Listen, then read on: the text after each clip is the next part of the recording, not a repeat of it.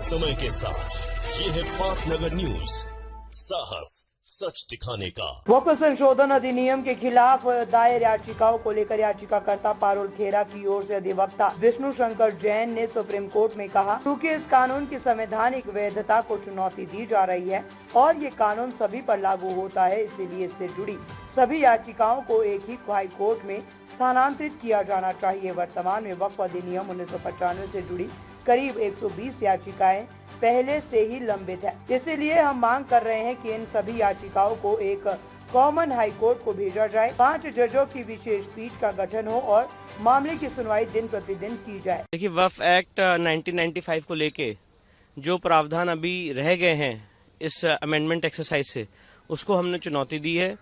उदाहरण के तौर पे वक्फ ट्राइब्यूनल पूर्णतः गलत है, रिपील होना चाहिए था, तो उसको हमने कहा है कि ये संवैधानिक नहीं है, आर्टिकल 323A का उल्लंघन है, वक्फ ट्राइब्यूनल खत्म होना चाहिए, उसको हमने चुनौती दी है।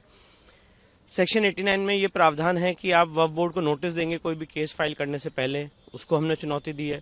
सेक्शन 6 में जो शब्द प्रयोग किया गया पर्सन एग्रीव्ड, जिसकी श्रेणी में अन्य समाज के लोग भी आते हैं मुस्लिम समाज के अलावा, उसको भी हमने चुनौती दी। ऐसे काफी प्रावधान जो हैं उसको हमने सुप्रीम कोर्ट के समक्ष चुनौती दी। हमारी पहली कोशिश ये है कि मामला हाई कोर्ट सुप्रीम कोर्ट में सुना ही ना जाए, ये सारे मामले हाई कोर्ट जाने चाहिए।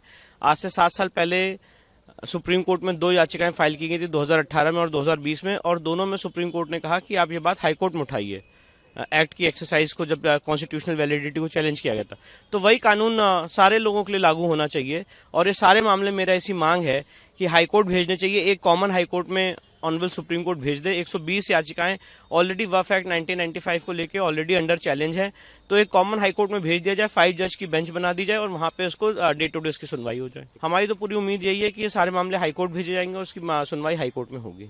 पर अगर हाई कोर्ट में सुनवाई नहीं होती है तो सुप्रीम कोर्ट में भी हमने अपनी याचिका लगा रखी है और हम भी काफी प्रोविजंस का स्टे मांगेंगे।